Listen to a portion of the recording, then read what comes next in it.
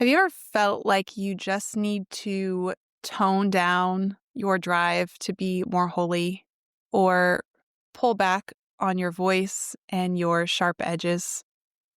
Have you ever been caught in the trap of chasing productivity, perfection, and praise just to feel like you're enough or you're worthy or to feel like you're doing it right?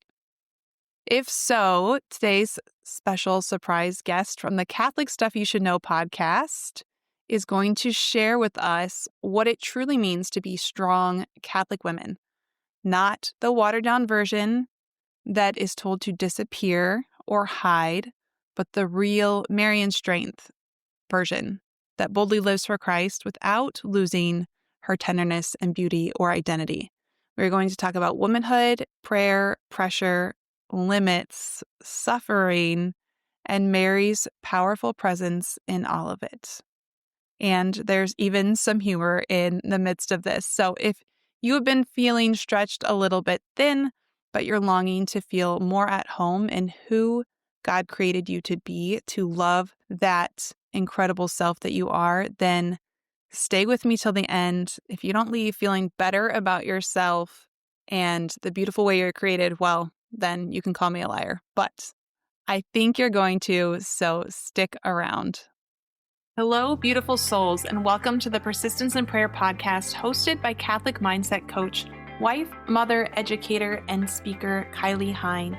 Kylie is passionate about helping you deepen your relationship with God through the power of prayer.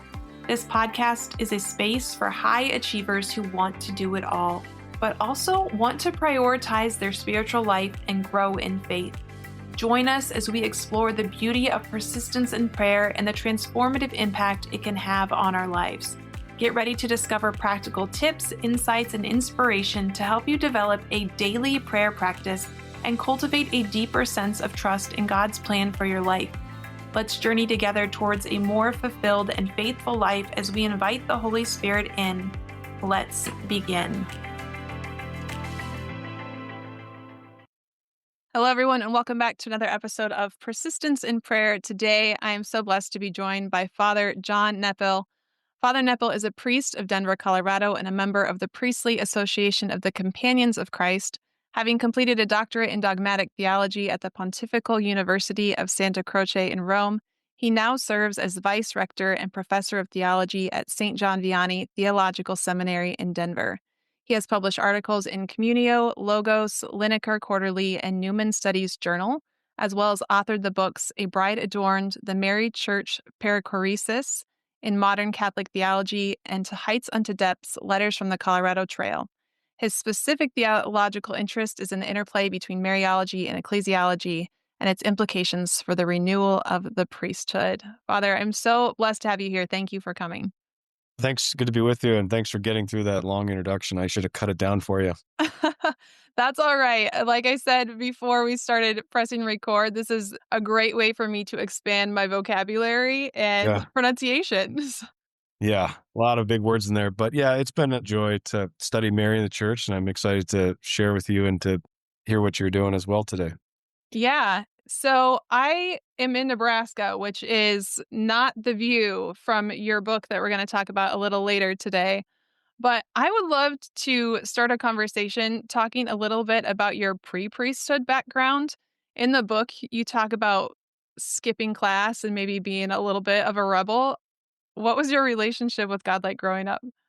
Oh, so I grew up in a military family, great parents, Catholic, but really no sense of the why behind why we did things. So kind of the moral teachings were all there, but it was kind of like, well, why? And it's like, well, because that's what you do.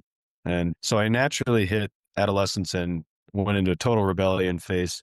The skipping class and climbing mountains was actually after my conversion, so I had to go to confession for that one. So it didn't all kind of dial in, but I had a pretty dramatic conversion back to the faith and really met Christ at age 17, right before my 18th birthday and my senior year in high school, where I encountered him through an amazing experience in confession and then really met him personally in the Eucharist. And that's what then led to a call to be a priest, which a year later went to seminary. So it was a pretty dramatic, it was pretty shocking for my family. I was definitely the last person they would have ever thought would be a priest. So the upbringing was good, sound, but it needed kind of the deeper questions. And as I began to live as a Christian and go to seminary, I found the church's teaching and tradition to just really be the answer to all these questions that I had, that there really were answers. And maybe just directly tying to your work and to persistence in prayer, my life was very activistic, and I still struggle with that, with doing. And I think that going to the mountains before my conversion was a kind of escape. The kind of suburban, I grew up in Denver, the suburban athletic academic life is pretty cutthroat. It was always going harder, harder, harder, harder. And then I started to escape. And I realized later on that's what was driving me into the mountains. And now I think kind of understand how to integrate that a bit more deeply. Yeah, I think that a lot of women listening to this, we struggle with this needing to prove ourselves by doing more. And that tension between having high standards and wanting to be able to excel in things and then not being able to control it. And like you said, needing that escape. Mary is a huge part of your faith life. What are some things that we can learn from her and how to approach this pendulum of having rest, but also being able to utilize our God given gift for drive and excellence? Yeah. Well, the first thing I always say about Mary is I think she was a very strong woman. The more that I study her and the more that I deepen in it, she's not some kind of passive, meek, kind of quiet figure. I think she's a very strong, she's bold, she's adventurous. The way she speaks to Christ and the way she's able to follow him shows a tremendous amount of courage and just this strength, this feminine strength. And I think that in our modern culture, we've lost that. I think modern feminism was trying to recover that and understand that, but it was secular. It was apart from, it wasn't Marian. And so it became like, well, just be like men. So just do things better or as well as men, prove yourself. And I think that's where it was wrong. And when I studied John Paul II and saw his vision of women, it was a distinctive way of living out all the same virtues, but in a feminine way. And I think Mary is still the model of that. But I just want to start on the onset of like, we need really strong women present in the world who are bold and intent. They can be intense. Mary was probably intense. Like, I'm very intense. Like, but we have to be responsible for that and we have to own that and grow in virtue, you know? Yeah, I think that's a beautiful reminder that we need to hear is that it's okay to be a little intense and it's okay to be a little bit bold because just like you said, we hear that meek and humble and we think that we just need to withdraw or not be our full and true selves because we have this image of Mary in our mind of what that's supposed to look like. So I think you bringing that to the forefront is really important to hear. And I would just delineate, I think the genius of women is their capacity for receptivity, which is not passivity. That's one of the big mistakes I think we make is we think that being receptive means you're passive, which means you should just kind of be subservient in marriage, culturally. And it's like, no, that's not it at all. Receptivity is part of the mode by which women are. And I work in collaboration and have a lot of friendships with women who are very strong and some of whom are very, very intense. And I love it. It makes life interesting. It makes my work, it kind of heightens my masculinity. So I think as a priest and as a man, I'm always looking for coworkers, both men and women who are just really authentic, some of whom are intense, some of whom aren't. But I think that there's just the sense of like receptivity is something deeper and something more mysterious. And it's a real activity that we have to understand. So there are lots of things that we can learn from Mary. I'd like to talk a little bit about your book and what we can learn from that. As I was reading it, I mean, there are so many phrases that I could pull out, but just early on, you talk about suffering, which is something I think comes up in our Catholic faith all the time. But you said to suffer is to learn, and to learn is to suffer. All suffering can be a kind of learning, and everything learned must be in some way suffered. And I think we know this. Like, I know it, I understand it, I live it. I still don't like it. But Mary, more than anyone, suffered in a way that was truly united with Christ. And how can understanding her role in the church help us to embrace this suffering with just a little bit more trust and not so much resistance? Yeah. Well, thank you for reading it. By the way, I'm always honored when people read it. I still can't believe that the book exists, and I'm really grateful for you for taking the time to look at it. I came across that line in the thought of a theologian named Hans Urs von Balthasar, who picked up, it was a Greek axiom. So the Greeks used to play on this mathane, pathane, was the Greek words. Mathane means to learn, pathane means to suffer. So they'd always say mathane, pathane, to suffer is to learn is to suffer. And that was something that really struck me when I was a young man, as a young seminarian, kind of looking at why is it so difficult to learn truths deeply? And it is a kind of suffering. And I think that the deepest things that we do learn as human persons, it's painful. It's painful to make mistakes and to learn the hard way. But there's something about that suffering is really beautiful. But as you said, it's also really terrible. Suffering is painful. We naturally resist suffering. We don't want to suffer. We're not made for suffering, but it's the mystery of Jesus coming into history and in creation is that he actually transforms suffering to be a way of coming to know him.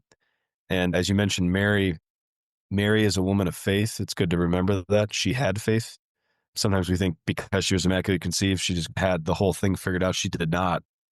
And she had to grow in that faith and she had to suffer unlearning things, learning a new relationship with her son, which is something I think that all women who are mothers have to do.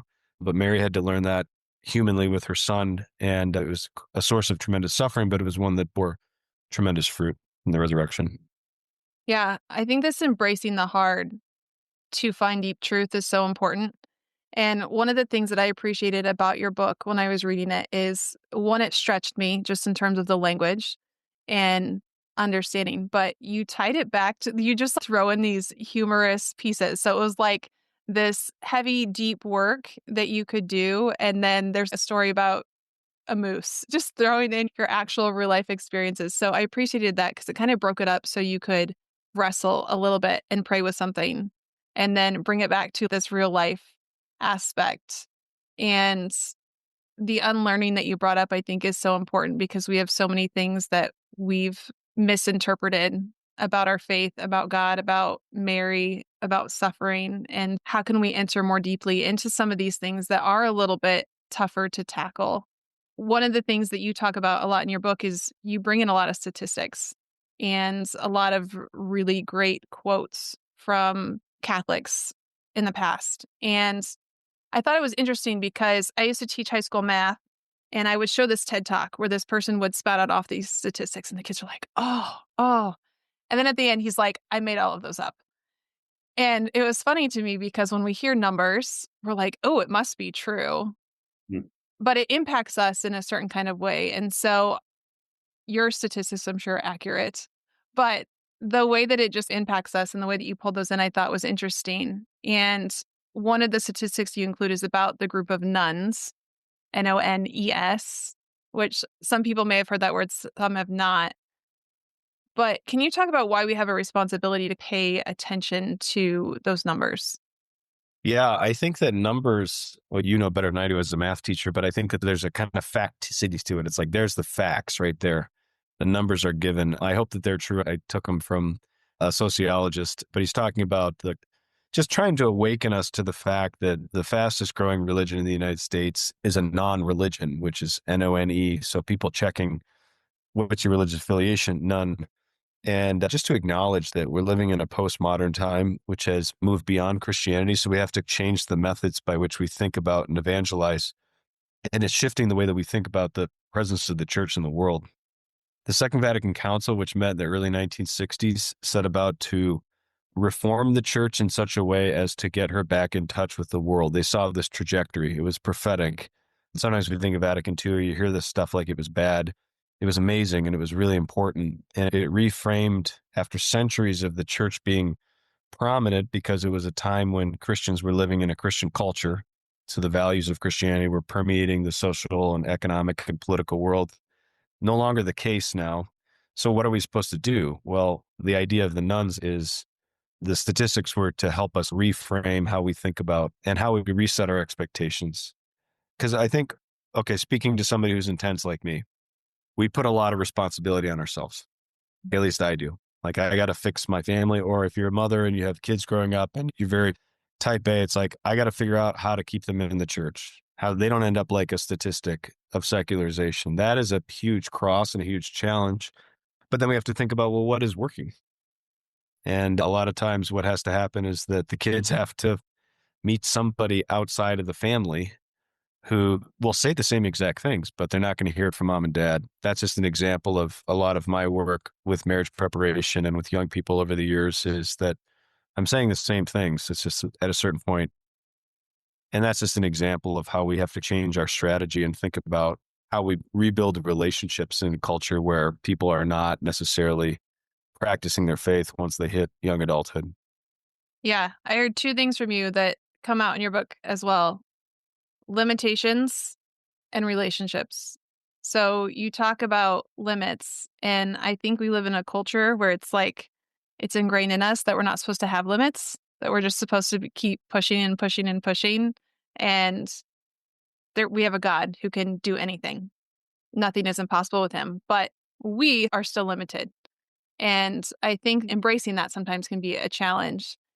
Can you talk about what the shift was that happened with you in becoming aware of your limits? Yeah. Well, I come from a family that is intense and we love people, we love to do things, but we don't really think about time realistically. So we always make fun of my mom. We kept this is back before phones. This is late 90s. We had one of those huge wall calendars on the fridge and we kept a month just with everything that we were doing as a family. It was absent sanity. It was like, Katie's got to go to piano practice, and then I got hockey practice, and Steve's got lacrosse, and then we're trying to fit a meal in there, and then we're traveling here, we're doing this and this and this. And it was absolute craziness. And this is before cell phones. This is before the advent of the smartphone, because a lot of what I'm talking about in the book is what I'll call the technological paradigm. So we're living in a way of thinking that technology has transformed, and it really makes us feel like we're limitless. Like this phone right here gives me the sense that I can be in touch with anybody at any time and that I should be. So I shouldn't have limitations, but of course I do. And then this thing just drives me crazy and creates so much anxiety in my life. What do I do with that? So we have to kind of rethink that. And part of the whole purpose of the book was whether you're in Nebraska or Colorado or anywhere, returning to creation, living in nature, turning the phone off helps us understand what we are, which is we are creatures, we're created, which means we have limitations. And so my life as a priest, there's infinite demand on a priest, infinite demand. It's same for anybody in a state in life. Like you can't get everything done every day. And I still wake up every morning thinking my worth is dependent on all the boxes I check today. Got to get it all done. And that's not what God does. And that's not how I live as a creature. And so embracing limitations is a big part of living a healthy life as a Christian and also being able to witness in a world that's kind of lost ourselves in our activity. I'm just laughing because my friends and I have joked about those calendars, and it's like your top 3 priorities for the week, and we're like, "No, no, no, that's not enough." Yeah, yeah, And so yeah. you just add all of these extra boxes until you've got, like, 35, and then you're Yeah. mad at yourself when you didn't get them all done. Yeah. Yeah. There's something really good in that. Like, I want to affirm that for the women who are listening, and maybe this is you, Kylie, like, the self-starter, the self-initiating, the person who wakes up in the morning and just gets after it, there's something so beautiful about that. And I work in a seminary with men. Some of them are like that. And it's a lot easier to hone them in a bit if they have the desire and the drive than if they're just wanting to sit around and play video games and not do anything. That it's harder to light a fire than it is Mm, to kind of hone it a bit. So I think sometimes we feel bad because we're intense and because we have the 35 things on our list. There's a kind of responsibility. We got to learn the life hacks, how to do that so that we can set ourselves up for the things that we want, the values that really matter, the relationships, the priority of prayer, the persistence in prayer, the name of this podcast, like making sure that those things don't get sabotaged by our daily life. But also there's something really good about we're just created this way. We have to just kind of acknowledge that as good. yeah, I love who we are. Do you have a Yeah. favorite life hack, like something that helps you when you've got all the things and you're like, "Something has to go today"? I mean, do you just Yeah. take it to prayer, surrender it, like, God take care of it, or do you have something else that you do? Well, I think that this is where relationships tie in. So I have friends, both men and women, priests, lay people, and we have to laugh at how ridiculous we are. Like if we stop laughing at just like, I can't believe I did this today. Like, I have friends who they can just say to me, okay, I'm just going to play back for you what you thought you were going to do today. This is ridiculous. Or these, because a lot of what happens when we're self starters is that we build our own expectations, and those are really good. Like, I went to Rome, for example. I had to do a doctorate in theology. There was nobody holding my hand every day. It was just like you create the timeline, you create the boxes, you get it done. So there's something good about that. But then what happens when we're living in expectations that are actually unlivable and not realistic? Those have to break down. So I think the biggest life hack for me is just trying to identify, where did this expectation come from that I would do this? And then how do I surrender that expectation? And I think the biggest thing for me is having the systems and then detaching myself from the system. So I have check boxes around here for what needs to get done today, running the calendar, all these things, but then living in relationship with people who can just feed back to me today, who can say, yeah, that was kind of ridiculous that you thought you could do all that, because you can't, because you're limited and you're okay. You're okay. You don't have to do Mhm. that. Yeah, I think you use an analogy in the book, something about the perplexity of a hall of mirrors. And I had a friend who, the same week I read this book, talked about this exact same thing. Like, we need people to reflect back to us.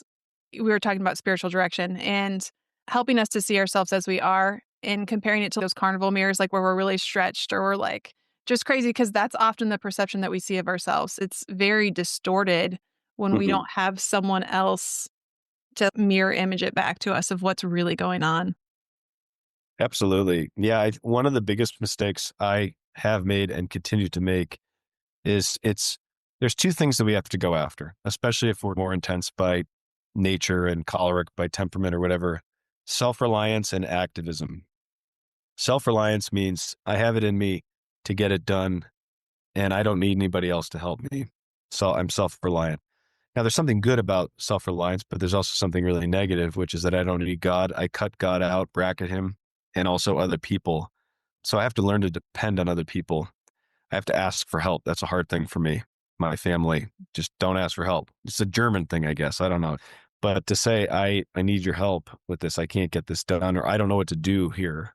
And then activism is a kind of, it's an ism. So it's an ideology that sometimes we fall into as moderns, where I think that what I do is who I am. So it's the primacy of action over being, which is not how we think as Catholics. And therefore, I have to do more in order to prove my worth. And I'm sure you talk about that all the time. Absolutely. Absolutely. And I'm curious for you how this shows up. I know for a lot of people, just for myself, because I expect so much of myself, I can find myself frustrated when other people aren't pushing themselves in the same kind of way. So you talked about those people who aren't the self starters, or they're just kind of slow to get anything going. And maybe you Mhm. see these different personalities in your students too. But do you ever catch yourself like, oh, why don't they just do something? Or I remember when I was teaching, you'd see the other teacher and I really had to learn so much from them. It's beautiful now I can look back and think of how much I learned. But it was like, how do they show up every day right before the bell rings and leave as soon as the bell rings? Yeah. Like, there's so much work to do. Yeah. Well, I'll tell you, I live with two priests and they're great guys, great friends of mine, but they don't take out the trash. They leave the worst thing ever. And they know this, like, don't leave dishes in the sink. Your mother's not going to come and take care of this. Like, what are you thinking? Like, the counters are dirty. But what happens is then I do it.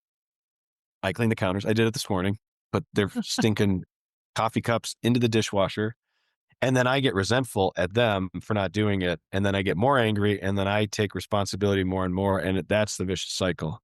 So somehow there has to be a conversation where I don't just lose it on them, which I probably will, instead of saying, like, okay, this is my expectation of how our common space is going to look.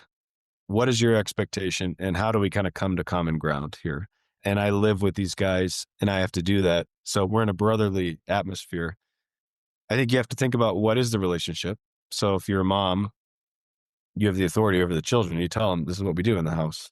I'm not the pastor. I live in this house. So it's not technically my kitchen. I got to think about that. But when I'm with seminarians and they didn't do their reading for class, I have to really think about how do I hold them accountable and kind of challenge them in such a way. So the enemy for me is, and the sign is, if I'm in a place of resentment, and it's usually me, I hear the narrative kind of playing through my mind of like, you're the victim. Why do you always have to take out the trash? Nobody cares about you. There's no one helping. You have to do everything. That's a lot of ego. And usually, if I got into that, I've been playing into activism and self reliance. And that's actually the problem. The problem is not the other person changing. Amen. I think this is so important for us to hear as women because sometimes as the mom, you could feel like, "Oh, I'm the only person who's dealing with this."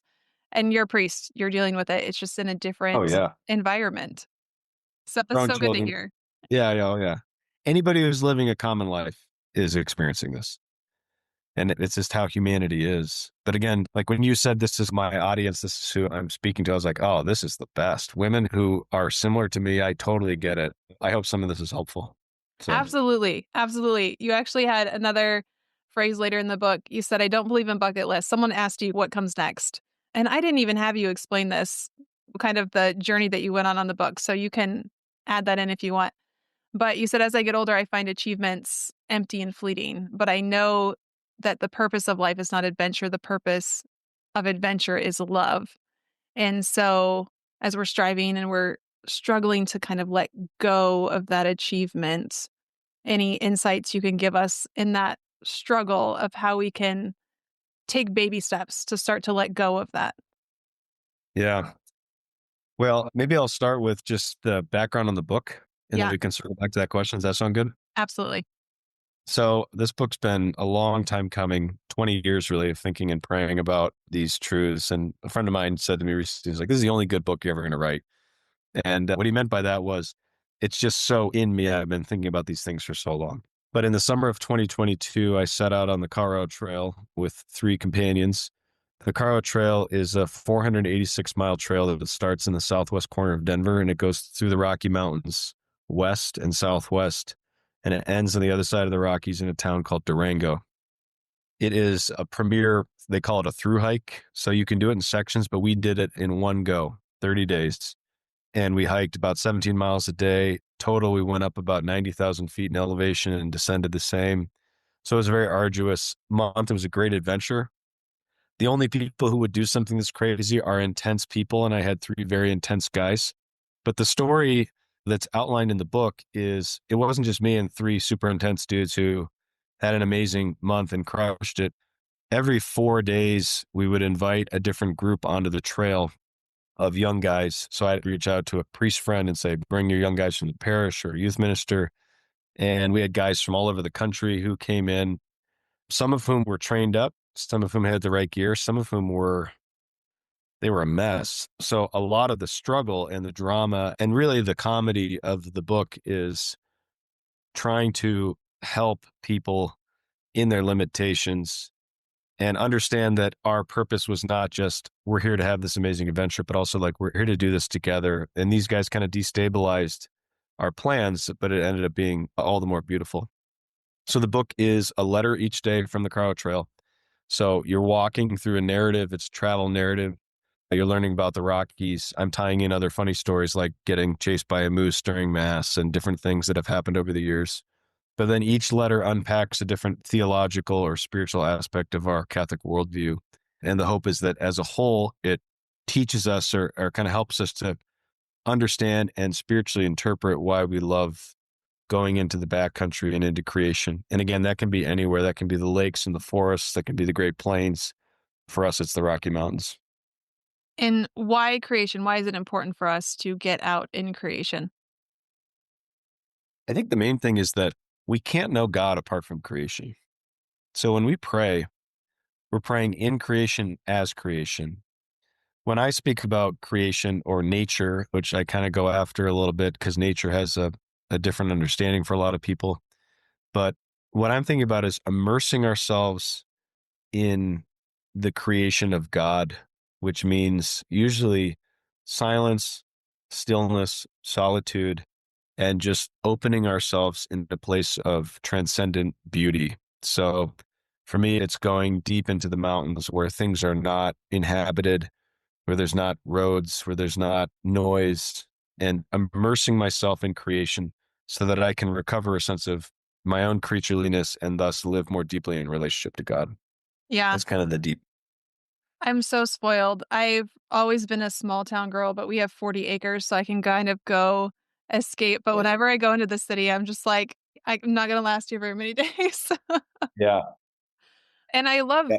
just this contemplating with the Lord what creation is. So I've been going through a book called 40 Weeks, and it's really on Ignatian prayer. But each week you focus on something. So creation, presence, memory, mercy. And you always go back to creation and understanding our creation, ourselves, continuously being created. But like you said, being out in creation, and we can't understand God apart from that. And those tiny little details, I think, when we can slow down our brain for a minute and just focus on those beautiful things, we can't not see God. Yeah, and I think that the beauty of living in a place, a rural setting where there's 40 acres around you, you're in that more deeply. Those of us who live in cities have to leave that and recover that. But I think you said it well. It's really about how is God continuing to create? He's not only sustaining creation, but we even talk about grace as new creation. Like we become something new. God is doing something new. And so I think when you're walking in the fields and it's evening and it's summer, you have a heightened sense of God is creating. Creation is alive. Like this is still happening. It wasn't just, 8 billion years ago, God created and then it's all just kind of mechanically flowed out, but he's active and alive and he's actually doing something in every moment.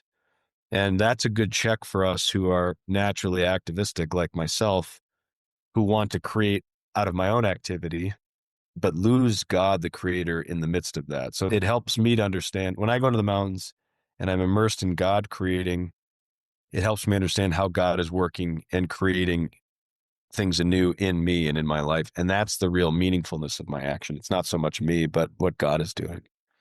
Yeah, amen. Your book is called To Heights and Unto Depths. Why that title?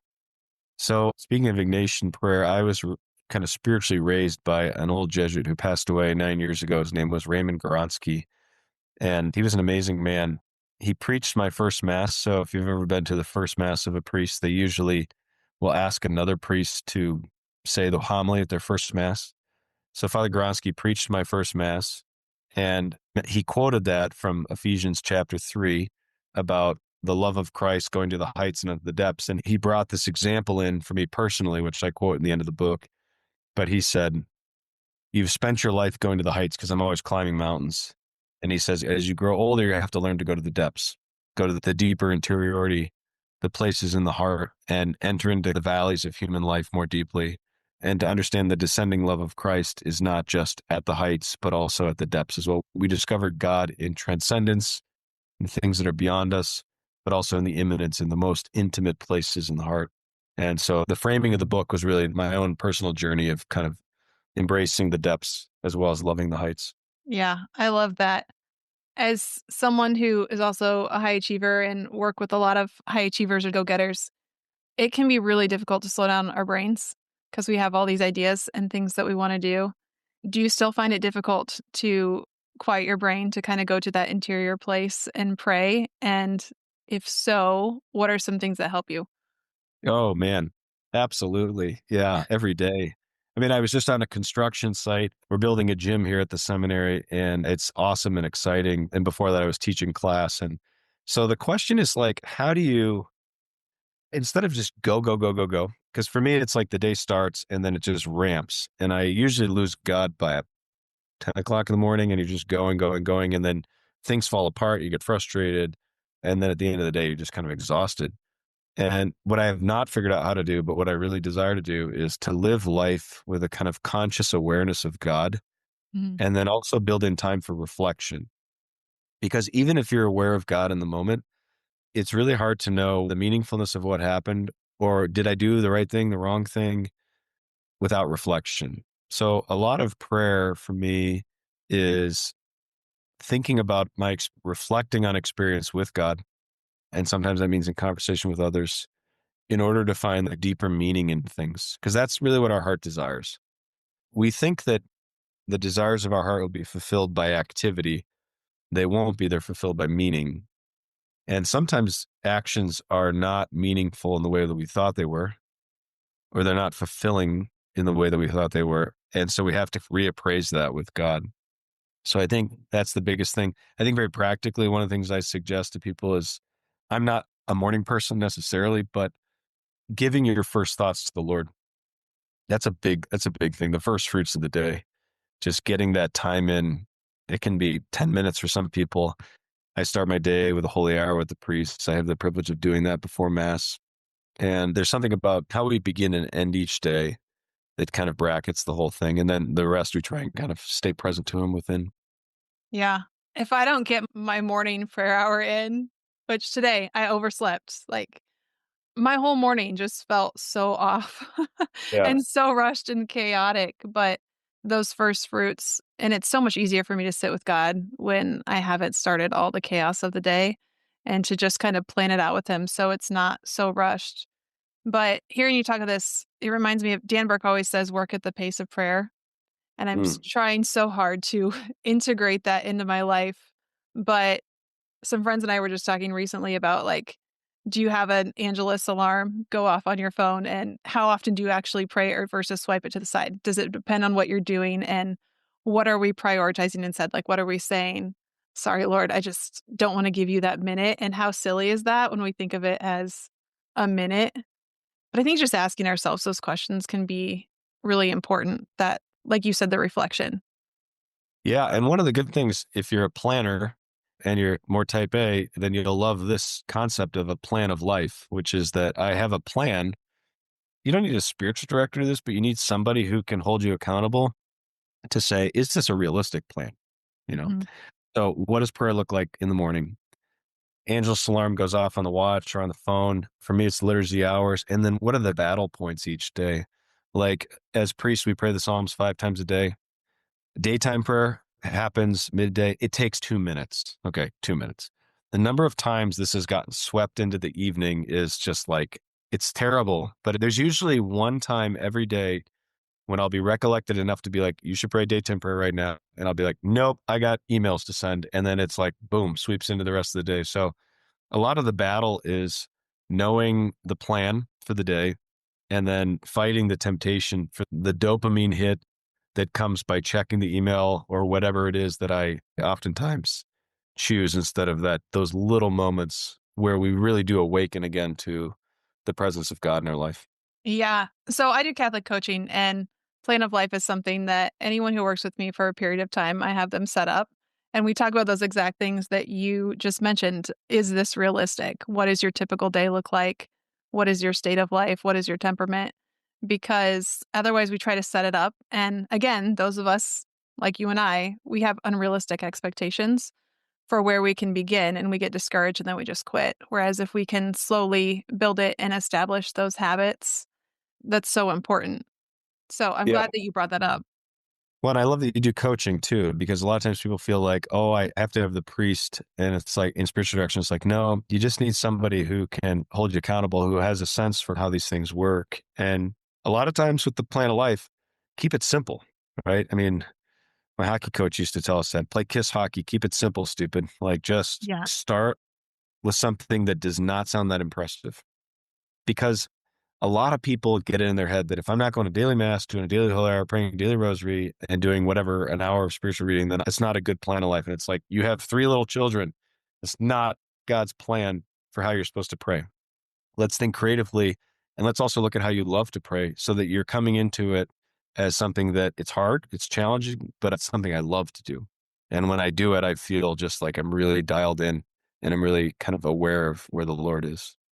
Yeah. Something that was so helpful for me to learn was if prayer is taking from your vocation, then maybe that's not a prayer God's asking you to do. So, like when we keep taking on more and more stuff, but am I then ignoring my kid saying, hey, I need help and telling him to go watch TV so I can finish whatever it was I was doing? Like, that's not what God wants from me. So, just paying attention to the way that I pray might be going and helping my kid Yeah. and offering that up to the Lord.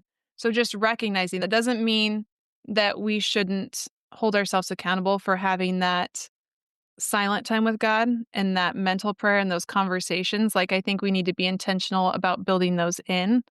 But like you said, realistic expectations. And I always say creating a plan of life that's flexible, but it's not flimsy, like Yeah. adjusting where you can place things in your day. But then we also need to be realistic. Like you talked about putting stuff off till the end of the day. It's the worst when I get to the end of the day and I'm like, oh, I didn't do the rosary yet. I didn't do my tessera yet. I didn't do this yet because I just kept putting it off. And now I've got all these prayers at the end when I'm tired versus on a day where I'm more in tune with God and can disperse them throughout the day and pay attention to Him. Yeah. Oh, I totally agree. I love what you said about flexibility. One of the things I challenge priests to is like your life is going to be interrupted all the time. An example of this in the life of a priest is a sick call to the hospital. They always come at the worst possible times. They always are just like, oh my gosh, I can't believe I do this. And then you go do it, and it's totally transforms your whole day because you're like, everything that I was living for and obsessing about doesn't matter because I just saw somebody dying or somebody whose life was completely turned over by tragedy. But that interruption is salvific. And it's the same for mother or father to see that. And I think also to understand prayer is not an escape from daily life. It's a privileged moment when life comes into relationship with God. So the content of our prayer should be meditating on Christ in the scriptures or whatever it is, but in light of our experience, what's going on in the heart? Like this is where Jesus wants to meet us is we're praying with the scriptures, but he's going to speak to things. Are we aware and are we dealing with frustration or pain or confusion or whatever it is? That's the privileged dialogue between the heart and God that happens. And when prayer is understood in the context of life, then if it's interrupted, it makes a bit more sense. So Yeah. we're not praying to escape. Yes. Someone had told me that once of you can develop a disordered attachment to prayer. And I was Mm. like, what? And I remember sharing that with someone else and they're like, what? I'm like, yeah, it makes sense. And I actually have seen this in some people where, and I'm sure I'm guilty of it too, where it's like, I want to go on one more retreat or I want to do this other thing because you're not going to seek God, but you're just trying to escape, just like some people escape from the pains of daily life by binge watching Netflix or something like that, not wanting to deal with the issues in your own family. Yeah. The purpose of prayer is to deepen us in the self-giving love of Christ. And that means if it's not transforming into deeper service in our vocation, then prayer has become an idol or it's become a preoccupation of our own. Like we can use prayer to adorn ourselves and actually become more prideful, which is a scary thing. Now, the good thing is that God is faithful and that he kind of shatters our idols. So, Mhm. especially if you're intense, you're going to experience failure and you're going to feel shipwrecked at times. And you persevere through those moments of disenchantment or of self condemnation because that's we call them the twins in this priestly community I'm part of, self-reliance and self-condemnation. They kind of play together. So I've got it all together. I'm kicking butt. I'm doing everything great. And then I don't. And then I totally collapse. And so they play off each other. And so usually when I get into a place of self-condemnation, it's like, what was the self-reliance that got me there? That's usually the tie. But God is always, he's making these things new and he's deepening this in us. And we just have to have confidence that we're doing this for the long haul and that his faithfulness is sustaining us, even if we're in a moment where that doesn't seem to make sense. Yeah, it's that begin again mentality. Always just again and again going back. I love that. I know we're running short on time, so I have one more question before I get to my closing question. Is there anything else that you hope readers take away from this book? Yeah, the main point of the book is to realize that our task is not just to live life for Jesus, but it's about learning to spiritually interpret the things of our life in Jesus. So that's the difference between us and other animals is that we desire to interpret things. And that's the purpose of prayer is it creates the space for interpretation of meaningfulness. We talk about Christ as the logos. In the beginning was the word logos. Logos means meaning. It means the purpose of things. Why did this happen? This apparent suffering or tragedy or mistreatment or injustice. We have to spiritually interpret that.